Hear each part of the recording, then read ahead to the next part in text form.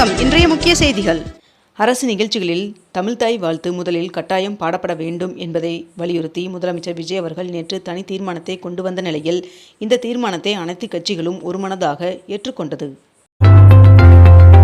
22 carrot ஆபண தங்கத்தின் விலை சவரனுக்கு ஒரே நாளில் 2400 ரூபாய் அதிகரித்து ஒரு சவரன் 1,14,000 ரூபாயாகவும் 1 கிராம் 14,250 ரூபாய்க்கும் விற்பனை செய்யப்பட்டு வருகிறது. இதனைத் தொடர்ந்து 1 கிராம் வெள்ளியின் விலை கிராமிற்கு 10 ரூபாய் விலை அதிகரித்து 1 கிராம் வெள்ளி 260 ரூபாய்க்கு விற்பனை செய்யப்பட்டு வருகிறது. MBBS PDS படிப்பிற்கான தரவரிசை பட்டியலை அமைச்சர் அருண்ராஜ் அவர்கள் வெளியிட்டுள்ளார். தமிழகத்தில் உள்ள முதுநிலை கோவில்களுக்குள் செப்டம்பர் 1ஆம் தேதி முதல் கைபேசி கொண்டு செல்ல முழுமையாக தடை விதித்து இந்து சமய அறநிலையத்துறை உத்தரவிட்டுள்ளது. நாட்டின் 80வது சுதந்திர தின விழாவில் முதன்முறையாக செங்கோட்டையில் வந்தே மாதரம் பாடல் பாடப்படும் என்று பாதுகாப்பு அமைச்சகம் தகவல் தெரிவித்துள்ளது. காவிரியில் தமிழகத்திற்கு நீர் திறக்க கர்நாடக அரசிற்கு உத்தரவிடக் கோரி தாக்கல் செய்யப்பட்ட மனுக்களை வருகின்ற 13ஆம் தேதி அவசர வழக்காக விசாரிப்பதாக உச்சநீதிமன்றம் அறிவித்துள்ளது. இஸ்ரேல் பிரதமர் பெஞ்சமின் நெதன்யாகு அவர்கள் காசாவிற்காக அமெரிக்க அதிபர் டொனால்ட் ட்ரம்ப் அவர்கள் முன்வைத்த 15 அம்ச அமைதி திட்டத்தை நிராகரித்துள்ளார். உயர்நிலை ஆராய்ச்சிகளை ஊக்குவிக்க பிரதமர் ரிசர்ச் சேர் ஃபெலோஷிப் திட்டத்திற்கு விண்ணப்பங்கள் வரவேற்கப்படுகின்றன என்று தெரிவிக்கப்பட்டுள்ளது. தமிழ்நாட்டில் போதைப்பொருள் ஒழிப்பு நடவடிக்கைக்காக 264 கோடி ரூபாய் ஒதுக்கீடு செய்து முதலமைச்சர் விஜய் அவர்கள் உத்தரவிட்டுள்ளார். தமிழ்நாடு அரசு பணியாளர் தேர்வாணையம் சார்பில் நடத்தப்படும் குரூப் 2 மற்றும் குரூப் 2A தேர்விற்கான அறிவிப்பு இன்று வெளியிடப்பட உள்ளதாக தெரிவிக்கப்பட்டுள்ளது. அமேசான் மலைக்காடுகளில் ஒரு சிறிய பகுதியில் மட்டும் சுமார் 40,000 பூச்சி இனங்கள் வாழக்கூடும் என்றும் அவற்றில் பெரும்பாலானவை அறிவியலுக்கு இதுவரை அறியப்படாத புதிய உயிரினங்கள் என்றும் நேச்சர் இதழ் தெரிவித்துள்ளது. கேரளா மாநிலத்தின் பெயரை கேரளம் என்று அதிகாரப்பூர்வமாக மாற்றுவதற்கான மசோதாவை மத்திய அரசு மக்களவையில் தாக்கல் செய்துள்ளது. டெல்லி எய்ம்ஸ் மருத்துவமனையின் குழந்தைகள் அறுவை சிகிச்சை துறை பேராசிரியர் டாக்டர் ஷில்பா சர்மா அவர்களுக்கு பிசினஸ் ஐகான் விருது 2026 வழங்கப்பட்டுள்ளது.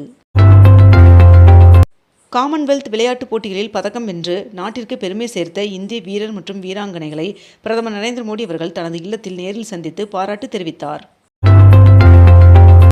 காரைக்குடி மயிலாடுதுறை மற்றும் திருவாரூர் பட்டுக்கோட்டை இடையிலான ரயில் நேரங்களில் மாற்றம் செய்யப்பட்டுள்ளதாக தெற்கு ரயில்வே அறிவித்துள்ளது. தமிழ்தாய் வாழ்த்தை முதலாவதாக பாடக்கோரும் தமிழக சட்டமன்ற தீர்மானம் வரவேற்புக்குரியது என்று நாதாகா தலைமை ஒருங்கிணைப்பாளர் சீமான் அவர்கள் தெரிவித்துள்ளார். காவிரி நீர் ஒழுங்காற்று குழுவின் கூட்டம் டெல்லியில் இன்று நடைபெற உள்ளது. சாண்ட் ஜல்லி உள்ளிட்ட கனிமங்களை வெளி மாநிலங்களுக்கு கொண்டு செல்ல விதித்த தடை பற்றி 2 வாரங்களில் தமிழ்நாடு அரசு பதிலளிக்க சென்னை உயர்நீதிமன்றம் உத்தரவிட்டுள்ளது. சன்னரக நெல் குவிண்டாலுக்கு 289 ரூபாயும் கரும்பு டன் ஒன்றிற்கு 709 ரூபாய் 50 பைசாவும் ஊக்கத்தொகை வழங்கப்படும் என்று சட்டப்பேரவையில் முதலமைச்சர் விஜய் அவர்கள் அறிவித்துள்ளார். பொறியியல் பொது கலந்தாய்விற்கு இதுவரை விண்ணப்பிக்காத மாணவர்கள் ஆகஸ்ட் 17ஆம் தேதி முதல் ஆகஸ்ட் 31ஆம் தேதி வரை விண்ணப்பிக்கலாம் என்றும் செப்டம்பர் 3ஆம் தேதி முதல் செப்டம்பர் 7ஆம் தேதி வரை துணை கலந்தாய்வு நடைபெற உள்ளதாகவும் தெரிவிக்கப்பட்டுள்ளது. ஒகேனக்கல் காவிரியாற்றில் நேற்று வினாடிக்கு 6000 கனஅடியாக இருந்த நீர்வரத்து தற்போது 8000 கனஅடியாக அதிகரித்துள்ளது. புதுச்சேரி உள்ளிட்ட யூனியன் பிரதேசங்களை பலப்படுத்துவதே மத்திய அரசின் விருப்பம் என்று மத்திய அமைச்சர் அமித்ஷா அவர்கள் தெரிவித்துள்ளார். பவானிசாகர் அணையிலிருந்து ஆகஸ்ட் 15ஆம் தேதி கீழ்பவானி பாசனத்திற்கு தண்ணீர் திறப்பது அணையின் நீர் இருப்பை பொறுத்து முடிவு செய்யப்படும் என்று அமைச்சர் செங்கோட்டையன் அவர்கள் தெரிவித்துள்ளார். ராமநாதபுரம் அரசு பள்ளி மாணவர்கள் கண்டெடுத்த அரிய காசுகள் பல்கலைக்கழகத்திற்கு நன்கொடையாக வழங்கப்பட்டது. 2 கோடி ரூபாய் செக் மோசடி வழக்கில் நடிகரும் பாஜக நிர்வாகியுமான சரத்குமார் அவர்கள் செப்டம்பர் 10ஆம் தேதி நேரில் ஆஜராக சென்னை சைதாப்பேட்டை நீதிமன்றம் சம்மன் அனுப்பியுள்ளது. LPG வாடிக்கையாளர்கள் ஆகஸ்ட் 16ஆம் தேதிக்குள் கட்டாயமாக KYC செய்ய வேண்டும் என எண்ணெய் நிறுவனங்கள் அறிவித்துள்ளது.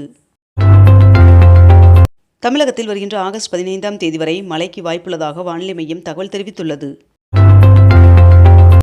குலசேகரப்பட்டினம் ராக்கெட் ஏவுதளத்தை தனியாரிடம் ஒப்படைக்க ஒன்றிய அரசு டெண்டர் வெளியிட்டுள்ளது. சென்னை உயர்நீதிமன்றத்திற்கு புதிதாக நியமிக்கப்பட்ட 15 நீதிபதிகள் பதவியேற்றுக் கொண்டனர். அனைத்து வித ஏஐ டேட்டா சென்டர்களுக்கும் சுற்றுச்சூழல் அனுமதி பெறுவது கட்டாயமில்லை என்று ஒன்றிய அரசு நாடாளுமன்றத்தில் தெரிவித்துள்ளது. கோதார்நாத் கோவிலில் நவம்பர் 11ஆம் தேதி வரை யாத்திரை மேற்கொள்ளலாம் என்று தெரிவிக்கப்பட்டுள்ளது. உற்பத்தி குறைவால் பல மாநிலங்களில் சர்க்கரை விலை 15% வரை உயர்ந்துள்ளது. கரூர் அரசு பணி ஆணை ரத்து விவகாரம் தொடர்பாக உச்சநீதிமன்றத்தில் வருகின்ற 14ஆம் தேதி விசாரணை நடைபெற உள்ளதாக தெரிவிக்கப்பட்டுள்ளது. அதிமுகவில் இருந்து விலகி தமிழக வெற்றிக் கழகத்தில் இணைந்த சி. விஜயபாஸ்கர் மற்றும் எம்.ஆர். விஜயபாஸ்கர் உட்பட 11 பேருக்கு பதவி அறிவிக்கப்பட்டுள்ளது. சபரிமலை கோவிலுக்கான அனைத்து கொள்முதல்களும் இனி வெளிப்படைத்தன்மையுடன் நடைபெறும் என்று திருவிதாங்கூர் தேவசம் வாரியம் தெரிவித்துள்ளது. தமிழக அரசு விரைவு போக்குவரத்து கழகத்தில் நீண்ட தூரம் பேருந்துகளில் பயணிக்கும் பயணிகளுக்கு 10 ரூபாய்க்கு சுத்திகரிக்கப்பட்ட பயணி குடிநீர் பாட்டில் வழங்கும் திட்டத்தை சென்னை பல்லவன் இல்லத்தில் போக்குவரத்துறை அமைச்சர் தமிழன் பார்த்திபன் அவர்கள் தொடங்கி வைத்தார். ரிசர்வ் வங்கி கடன் வசூலுக்கான புதிய விதிகளை வெளியிட்டுள்ளது. தனியார் பல்கலைக்கழகங்களில் உள்ளூர் மாணவர்களுக்கு 25% இடஒதுக்கீடு செய்வதற்கு டெல்லி அமைச்சரவை ஒப்புதல் வழங்கியுள்ளது. SBI வங்கியில் வேலைவாய்ப்பு அறிவிக்கப்பட்டுள்ளது. நாடு முழுவதும் 1538 காலி பணியிடங்கள் நிரப்பப்பட உள்ளதாக தெரிவிக்கப்பட்டுள்ளது. எதிர்க்கட்சித் தலைவர் உதயநிதி ஸ்டாலின் அவர்களுடன் விவசாய சங்க பிரதிநிதிகள் சந்தித்து பேசினர். பிரக்ஞானந்தா அவர்கள் தனது முதல் செயின்ட் லூயிஸ் ரேபிட் பிளிஸ்ட் பட்டத்தை வென்று 47 லட்சம் ரூபாய்க்கான பரிசு பெற்றார். அமெரிக்க அதிபர் டொனால்ட் ட்ரம்ப் அவர்கள் சில குறிப்பிட்ட பிரிவுகளில் அமெரிக்காவில் பிறக்கும் குழந்தைகளுக்கு தானாக குடியுரிமை வழங்குவதை தடுக்கும் உத்தரவில் கையெழுத்திட்டுள்ளார் என்று தகவல் வெளியாகியுள்ளது. சூரியனின் மேற்பரப்பை இதுவரை இல்லாத அளவிற்கு மிக தெளிவாக காட்டும் புதிய படங்கள் வெளியிடப்பட்டுள்ளது.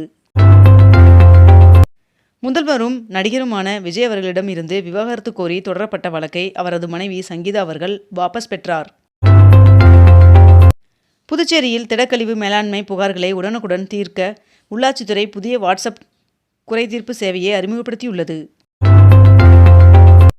ரஷ்யாவில் தங்கத்தை விட மதிப்புமிக்க அரிய கனிமம் கண்டுபிடிக்கப்பட்டுள்ளது. 2026ஆம் ஆண்டின் ஜூலை மாதத்தில் இந்தியாவில் இதுவரை இல்லாத அளவிற்கு அதிகமான மின்சார வாகனங்கள் விற்பனை செய்யப்பட்டுள்ளதாக தகவல் வெளியாகியுள்ளது. கடனில் வாங்கிய செல்போன், லேப்டாப் போன்ற சாதனங்களை முடக்குவது குறித்து RBI புதிய விதிகளை வெளியிட்டுள்ளது. வறட்சி பாதிப்பு, குடிநீர் பற்றாக்குறையை சமாளிக்க 288 கோடி ரூபாய் நிதி ஒதுக்கி தமிழ்நாடு அரசு அரசாணை வெளியிட்டுள்ளது. இத்துடன் இன்றைய தலைப்புச் செய்திகள் நிறைவடைந்தன. மேலும் இதுபோன்ற அண்மை தகவல்களை உடனுக்குடன் தெரிந்து கொள்ள அக்னிபூ சேனலை சப்ஸ்கிரைப் செய்து கொண்டு தொடர்ந்து இணைந்திருங்கள். நன்றி, வணக்கம்.